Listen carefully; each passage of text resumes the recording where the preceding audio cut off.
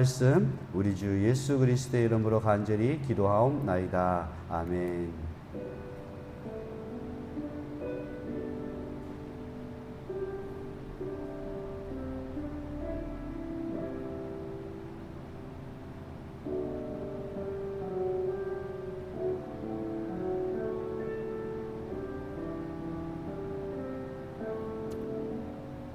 잘 앉으시겠습니다. 우리 함께 축복합니다. 주님의 이름으로 축복합니다. 이번 한 주간도 주님의 평안이 가득하시기를 바랍니다. 목소리가 잘 들리나요? 예. 이 선교팀이 와가지고 또 저거를 만져주고 갔는데, 예. 그래서 깨끗해진 거는 같은데, 제가 귀가 일반인보다 한 30%밖에 안 들리거든요. 그래서 항상 이게 잘 들리는지 안 들리는지, 항상, 그래서 소리를 좀 올리면 이제 아내는 좀 이렇게 시끄럽다 그러고, 그래서 대화할 때도 제가 얼굴을 좀 보면서 이렇게 대화를 하는데, 그래서 혹시 뭐 MR이랑 이런 게 좀 크더라도 좀 이해해 주시면 감사하겠습니다. 오늘은 이사야 29장 13절 말씀을 통해서 형식을 넘어 우리가 전심으로 주님 앞에 예배하는 그러한 예배자가 되기를 소망합니다. 우리 한 절 말씀이니까 우리 함께 읽도록 합니다. 시작. 주께서 이르시되 이 백성이 입으로는 나를 가까이하며 입술로는 나를 공경하나 그들의 마음은 내게서 멀리 떠났나니 그들이 나를 경외함은 사람의 계명으로 가르침을 받았을 뿐이라. 아멘. 우리가 눈여겨볼 것은 입으로는 나를 가까이하며 이 부분이랑 입술로는 나를 공경하나, 또 이 부분, 마음은 내게서 멀리 떠났다. 그리고 그렇게 된 그 이유는 사람의 계명으로 가르침을 받았다라고 하는 이 네 가지의 이 모습을 통해서 우리에게 어떤 형식적인 또 관습적인 그러한 모습이 우리 신앙생활 가운데 있는지 확인해보고 우리가 참 전심으로 하나님 앞에 다가갈 수 있는, 또 전심으로 예배할 수 있는 그러한 모습이 회복되기를 간절히 소망합니다. 뭐 이런 경험이 있는지는 모르겠습니다. 가끔씩 제가 뭐 서두에 귀가 잘 안 들린다는 얘기를 했는데요. 뭐 좋을 때도 있습니다. 뭐 저를 욕하거나 안 좋은 얘기할 때는 안 들을 수 있어서 좋고 아내하고 대화하다 보면은 이제 좀 제가 일에 몰두하다 보면 이제 아내가 어떤 얘기를 해도 못 들을 때가 있습니다. 몇 번 불렀는데도 제가 못 듣고 제 일을 하고 있으니까 이제 아내가 조금 화를 낼 때도 있습니다. 그래서 이제 제가 성도님들하고 대화하거나 이렇게 있을 때는 뭐 밥을 먹거나 아니면 어떤 일에 집중하다 보면 이제 성도님들이 저에게 무슨 얘기를 했는데 저는 못 들은 거죠. 근데 성도님들은 제가 목사님한테 분명히 말씀드렸는데요, 이렇게 하면 이제 오해가 생기는 겁니다. 이제 저는 못 드렸기 때문에. 그러니까 얼굴을 이렇게 딱 쳐다보지 않으면 저한테 얘기하고 있구나라는 거를 못 느낄 때가 있어요.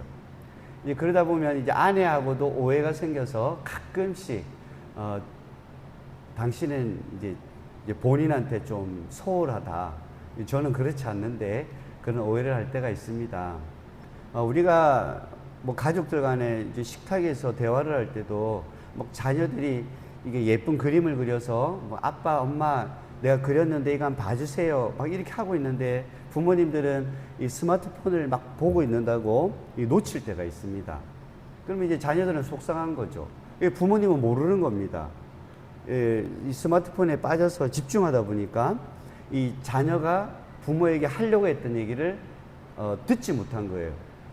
근데 이제 이걸 다 보고 나서는 스마트폰을 다 끄니까 이 자녀들이 이 구석에 앉아서 뾰루퉁해 있는 겁니다. 그 상황을 모르니까 부모님들이 왜 화가 났어? 그러면 내가 엄마 아빠한테 이렇게 했는데 몰라줬다는 거예요. 근데 이제 부모님은 전혀 모르는 상태니까 그랬어? 그냥 이렇게 되는 겁니다. 그럴 때 우리 자녀들이나 혹은 이제 부부끼리도 뭐 그런 일이 있을 수 있겠죠. 이제 남편이 아내를 불렀는데 이제 못 들은 거예요. 집중하다 보니까. 그러면 오해가 생길 수 있습니다. 우리가 이렇게 살아가면서 일상 속에서 내가 원했지 않았지만 어떤 것에 집중해 있다 보니까 그러한 음성을 듣지 못할 때가 있습니다. 이제 우리의 마음이 이렇게 집중해 있고 마음이 가 있으면 이제 사소한 것도 보이지만 이제 다른 곳에 집중해 있으면 그렇지 못할 때가 있습니다. 그럴 때 간절히 부르거나 막 간절히 뭔가를 보여주고 싶어 할 때는 뭔가 뭐 대화하고 싶은 그런 부분도 있겠지만 그 상대방의 그런 마음을 좀 알아줬으면 하는 그런 마음이 더 큰 것 같아요. 그럼에도 불구하고 자기 자신에게 상대방에게 이제 집중하지 못하는 그러한 상대방을 바라보면 마음이 상하는 거죠. 뭐 교회 일도 마찬가지지 않습니까? 내가 열심히 섬겼는데 막 성도님들이 이제 왔을 때 성도님이 이렇게 청소를 하니까 교회가 너무 깨끗한 것 같다고. 그래서 어떠한 분이 한 일에 대해서 칭찬해주고 또 위로하고 격려해 줄 때 그러한 따뜻한 마음을 이렇게 받아들일 때 또 내가 한 그 일에 대해서 공감해 줄 때 우리는 기쁨을 가질 수 있습니다. 우리가 성경학교를 하고 우리 김옥정 집사님이나 또 그 사전에 여러 가지 준비를 도와주셨는데 이제 그러한 분들에게 목회자가 그냥 넘어갈 수도 있죠.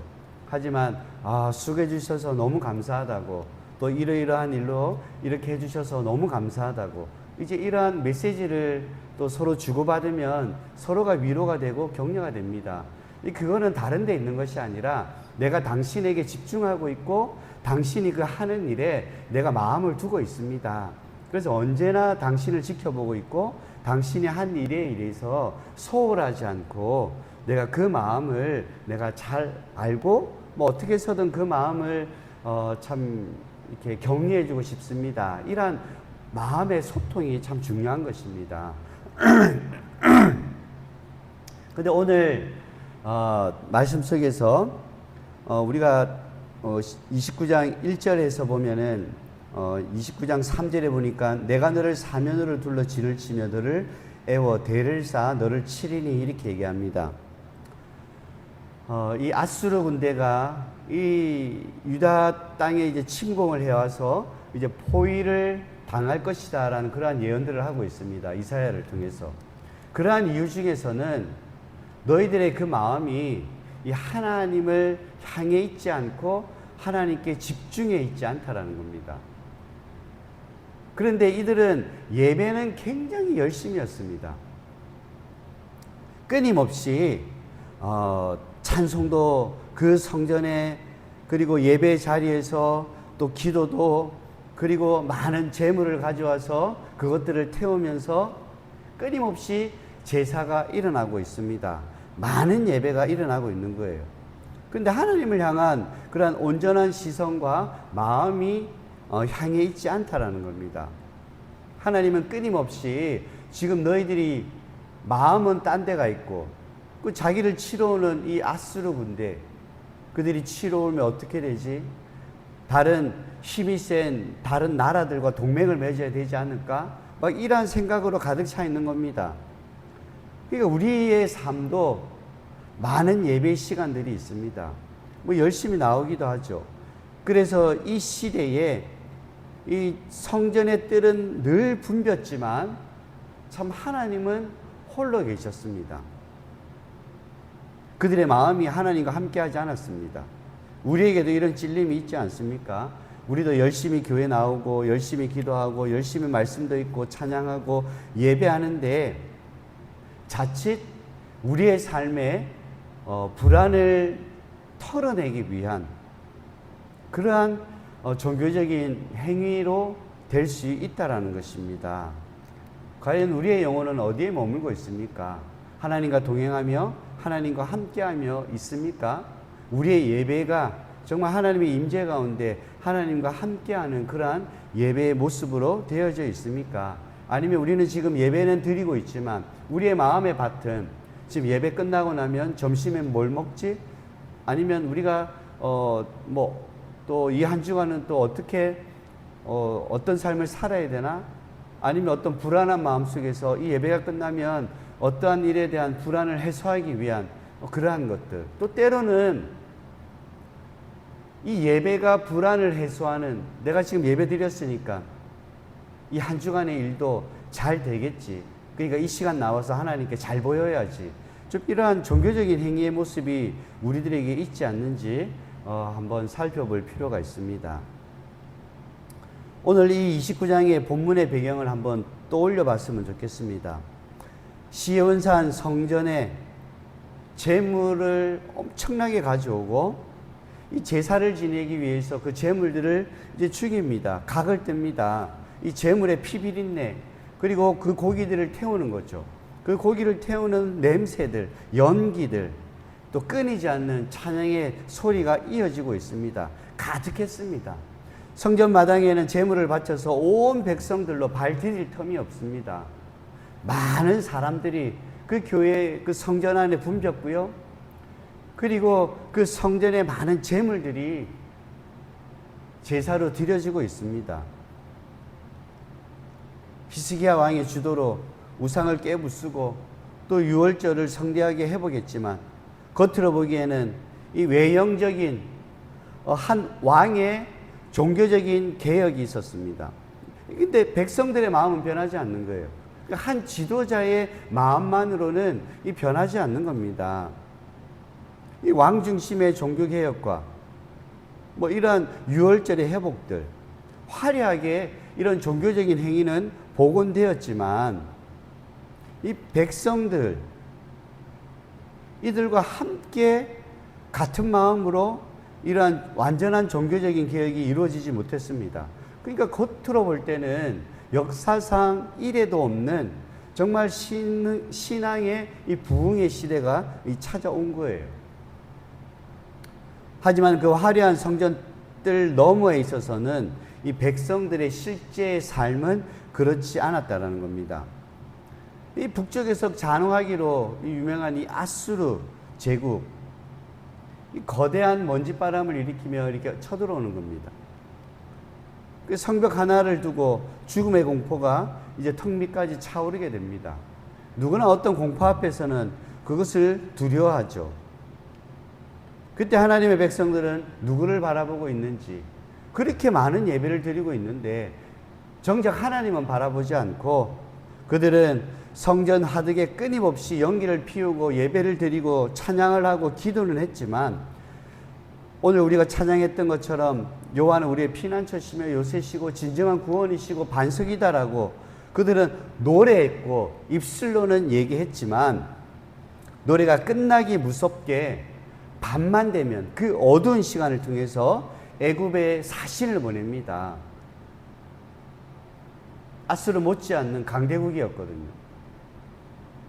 그러한 강대국과 손잡으면 정작 눈에 보이는 대국이니까 그들이 우리를 도와줄 것이다 라고 이렇게 생각을 하고 사신들을 보내는 겁니다.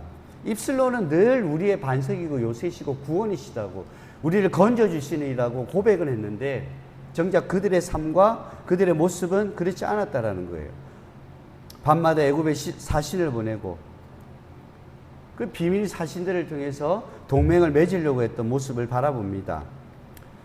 사람의 힘을 의지할 계산을 항상 두고 있는 거예요. 도망갈 그 제2의 차선책을 두고 있는 겁니다.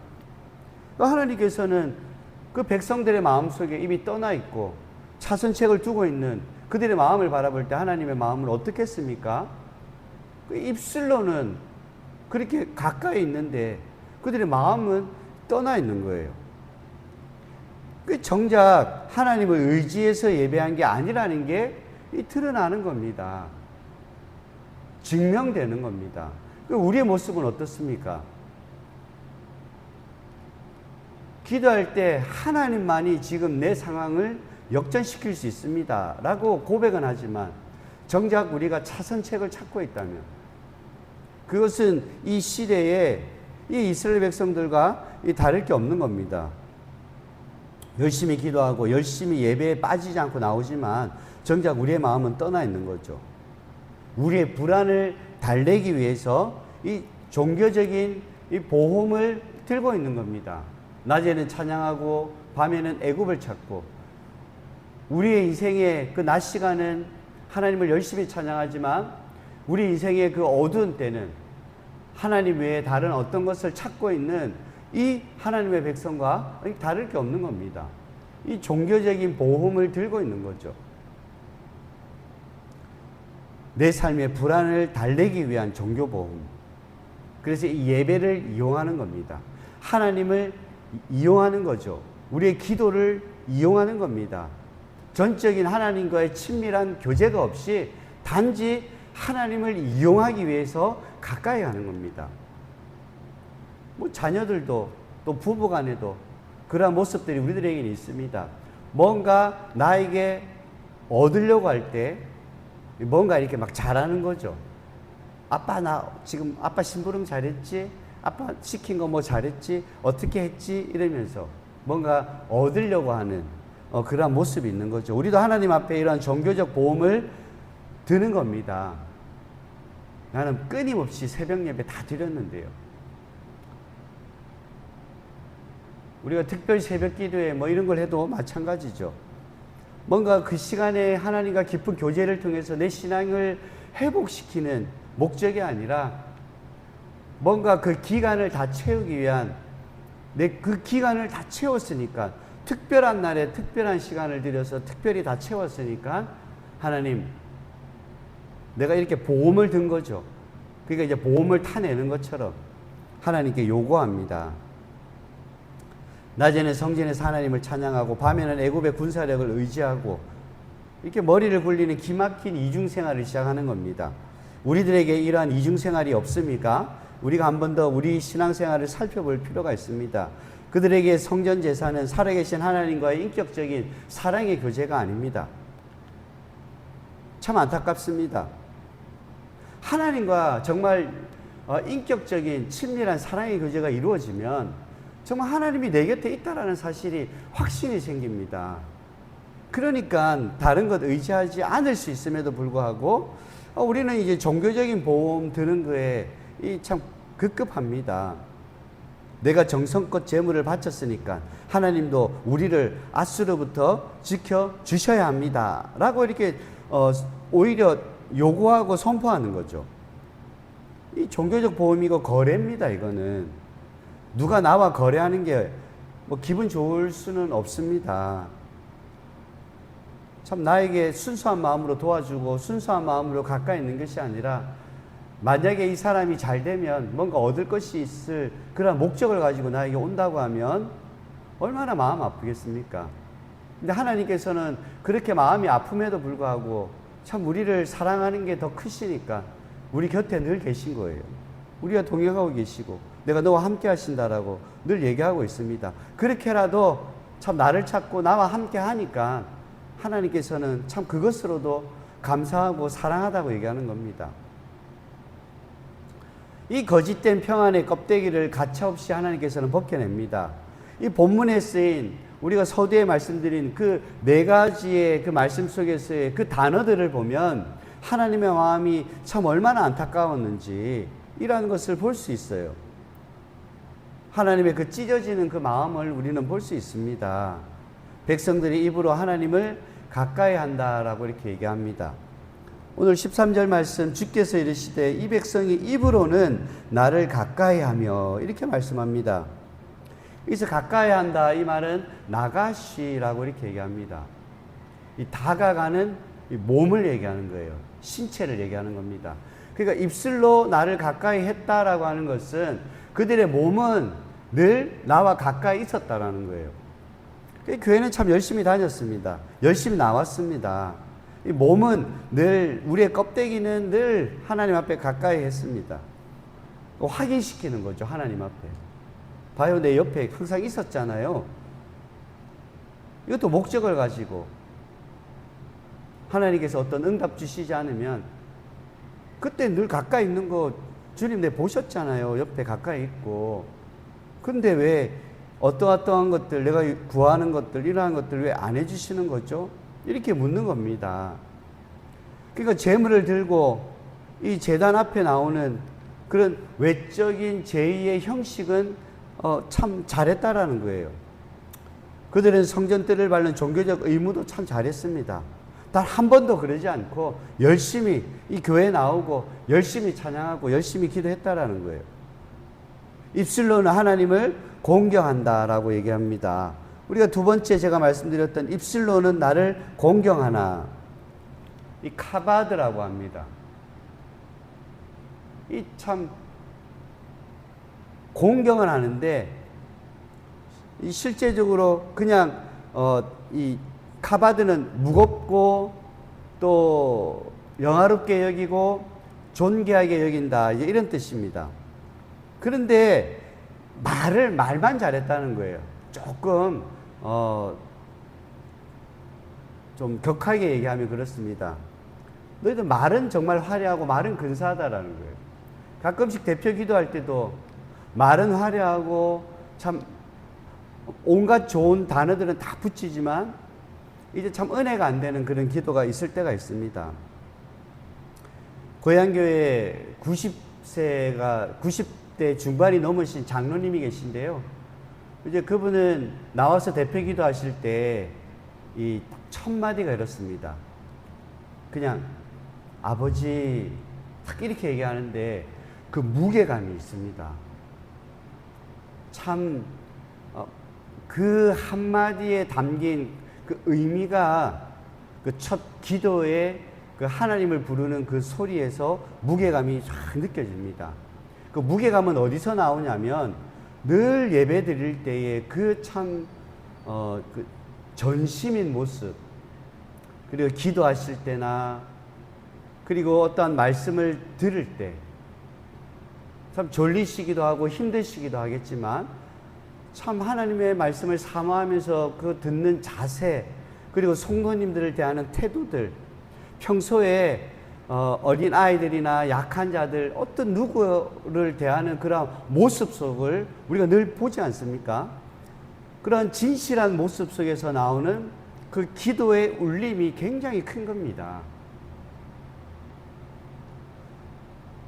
이제 그러한 그분에 대한 하나님을 바라보는 무겁고 하나님을 영화롭게 하고 존귀롭게 여기는 그러한 마음들, 그러한 마음 속에서 아버지 이렇게 얘기하는 게 이 카바드처럼 정말 하나님을 공경하고 영화롭게 하고 존귀하게 하는 그러한 무게감이 느껴진다는 거예요.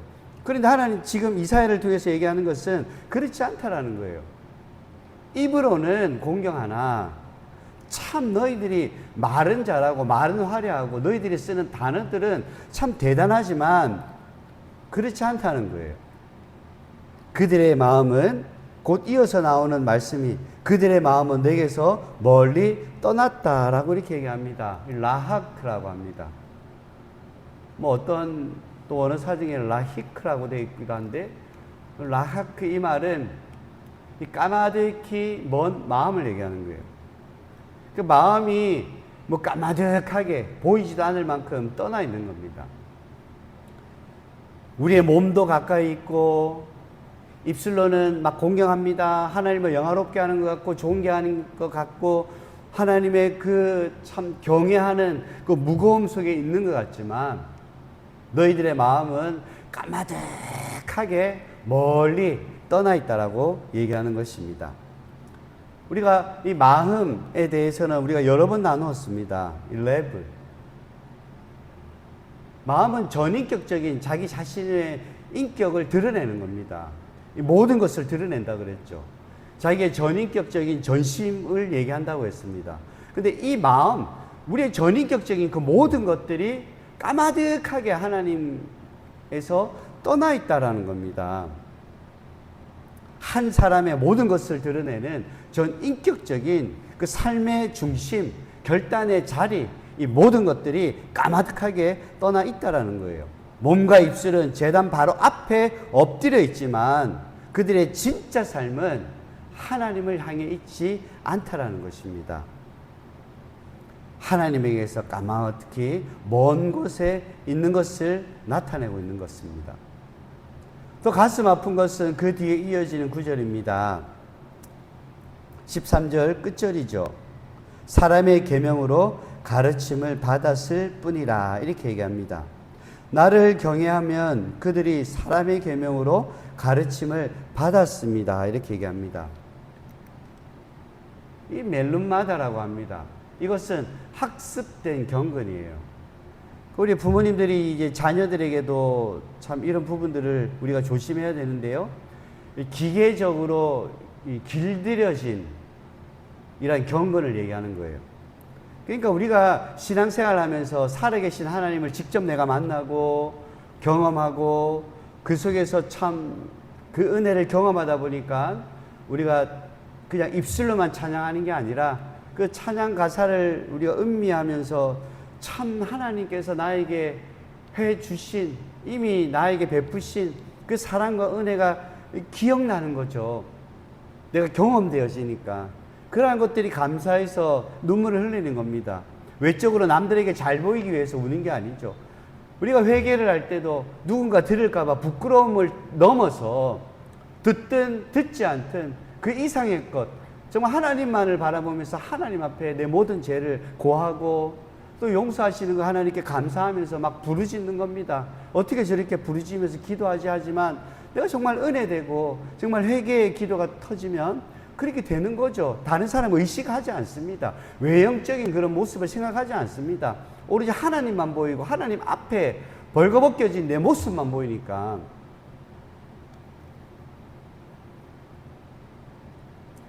그런데 우리는 늘 해왔던 것처럼 그냥 기계적인 습관, 길들여진 모습처럼 이 학습된 경건이라고 합니다.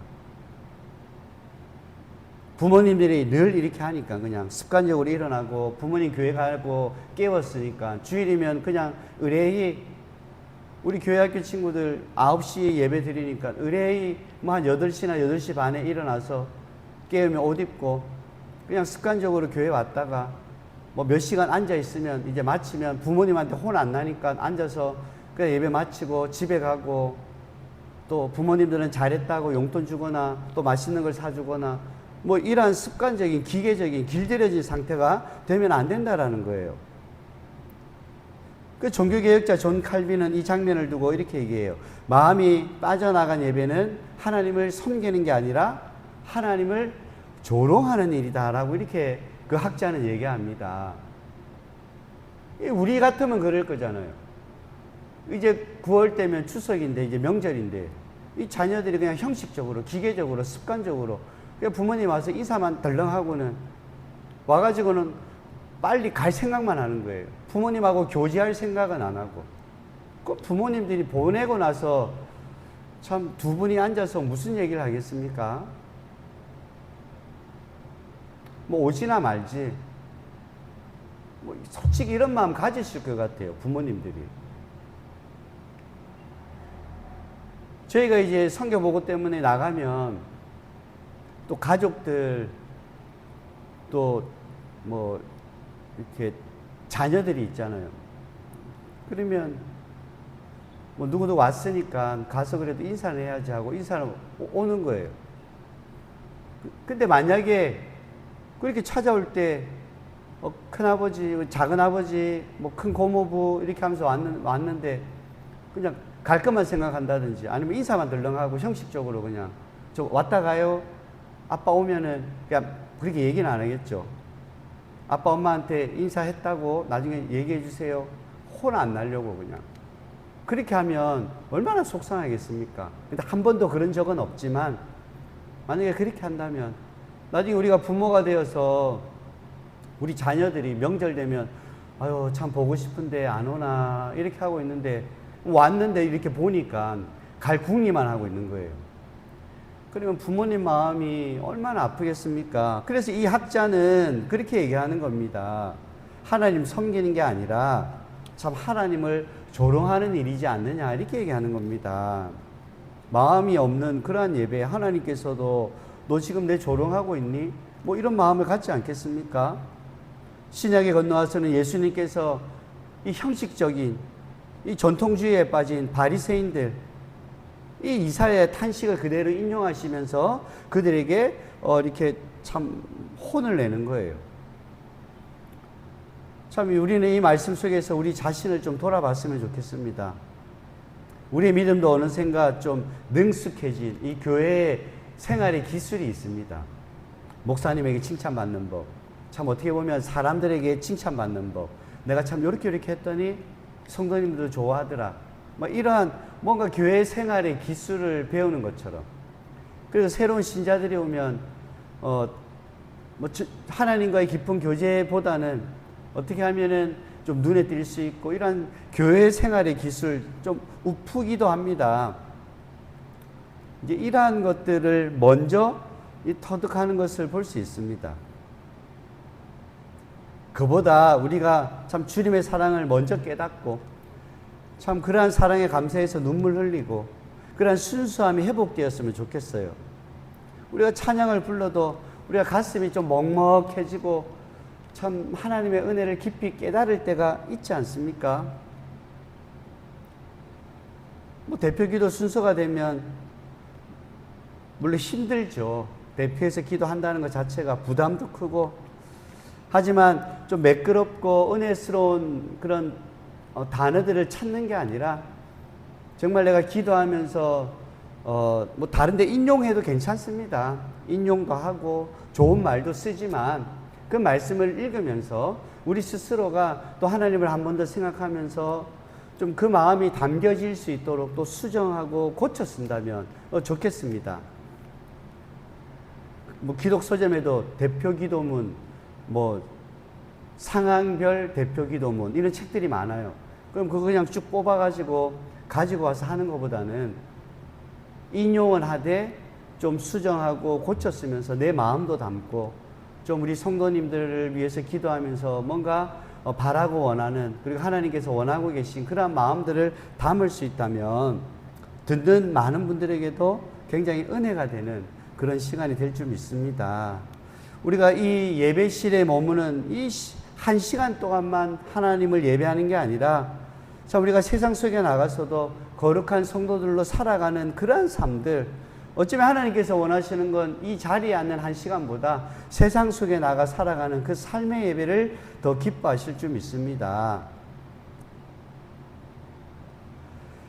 우리의 힘으로는 이 입술과 마음의 이 거리를 좁힐 수가 없죠. 누구나 자신만의 애굽이 있습니다. 그것을 우리 스스로 깰 수 없습니다. 그래서 우리가 입술은 가까이 하지만 마음도 가까이 하고 싶지만 그렇게 잘 안 될 때가 있습니다. 그럴 때 그 거리를 좁힐 수 있는 방법은 무엇이겠습니까? 그것은 우리를 위해서 먼저 이 땅에 오셔서 그 하나님과의 관계, 끊어졌던 관계를 이어주신 그 예수 그리스도를 의지하는 겁니다. 그분을 의지하고 그분의 공로를 인정하고 우리가 하나님께 모든 것을 맡겨 드리듯이 나를 위해 이 땅에 오신 그리고 성령 하나님께서 우리 속에 내주에 계시잖아요. 앉아 계십니다.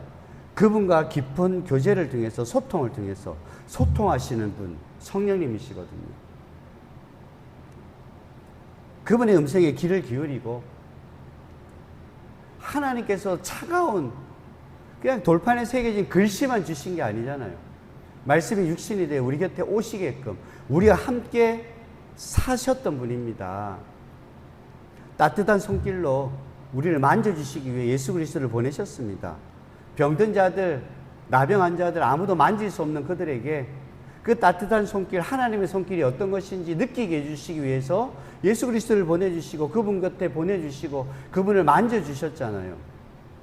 우리 곁에 와서 지금 있습니다. 이 말씀이 육신이 되어 오셔서 이 말씀이 곧 하나님이시고 이 말씀이 곧 예수 그리스도십니다. 우리가 말씀을 이렇게 가까이 할 수 있는 핍박받지도 않습니다. 서울에는 지하철에서도 성경을 읽고 찻집에서도 성경을 읽고 늘 이 말씀 가까이 하고 동행하는 것이 하나님과 동행하고 주님과 함께하는 건 줄 믿습니다. 이번 한 주간 참 높은 자리에서 모든 것을 버리고 우리 이 땅에 오셔서 나와 함께 하신 것처럼 가까이 오셨잖아요. 참 우리도 형식적인 예배가 아니라 참 하나님 앞에 더 가까이 갈 수 있는 익숙함을 넘어서 형식을 넘어서 전심으로 주님 앞에 다가갈 수 있는 그러한 우리의 삶이 되기를 간절히 소망합니다. 주님, 제 입술은 주님을 찬양하고 노래하지만 제 마음 또한 여전히 하나님 앞에 가기를 원합니다. 염려 속에 있지만 고통 속에 있지만 그것이 나를 주님과의 관계를 끊을 수 없음을 믿습니다. 나를 불쌍히 여기시고 참 주님의 그 공로로 성령께서 나를 붙드셔서 하나님과 진정한 친밀한 소통과 교제를 할 수 있도록 도와달라고, 의지해달라고, 형식을 넘어 전심으로 하나님께 다가갈 수 있도록 해달라고, 우리가 모든 그 삶을 주님께 맡겨드리는 또 저와 여러분 되기를 간절히 소망합니다. 예수님이 온 마음을 다해 우리를 품으셨듯이 우리도 주님께 전심을 다하고 나아가시는 저와 여러분 되시기를 주님의 이름으로 축원합니다. 우리 시간 함께 주님을 찬양하며